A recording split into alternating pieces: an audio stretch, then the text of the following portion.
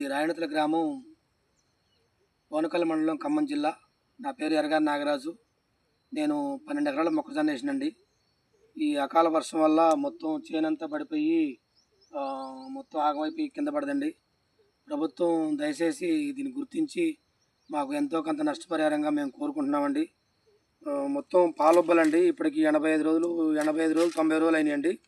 ఇంకా పాలకంకేనండి, ఇంకా గింజ ముదరలేదు. చాలా నష్టపోయేటటువంటి ఎకరానికి 30-35 వేల రూపాయలు పెట్టుబడి అయిపోయిందండి. ఇక పంట చేతికొచ్చేటల్లా అకాల వర్షం పడుతుందండి.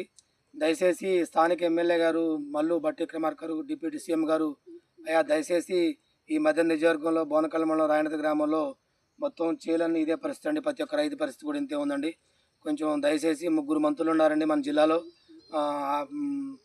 వ్యవసాయ శాఖ మంత్రి గారు తుమ్మల నాగేశ్వరరావు గారికి దయచేసి దండం పెడతానండి.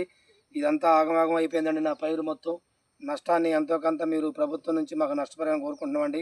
పొగిలేటి శ్రీనివాసరెడ్డి గారు, రెవెన్యూ శాఖ మంత్రి గారు, రేవంత్ రెడ్డి గారు దయచేసి అయ్యా ఇట్లా అకాల వర్షాలకి 2020లోనో 2023లోనో ఇట్లా కేసీఆర్ గారు వచ్చి ఇక్కడ నష్టపరిహారం ఇచ్చిండండి ఎంతో కొంత రైతులకి. మీరు కూడా రైతు పక్షంగా నడుపుతున్నారు కాబట్టి మీరు కూడా ఆలోచించుకొని మాకు ఎంతో కొంత నష్టపరిహారం ఇవ్వాలని చెప్పి కోరుకుంటున్నామండి. సరే, ప్రకృతి వైఫల్యమైన ప్రభుత్వం కూడా మాకు ఎంతో కొంత అండుంటే రైతులు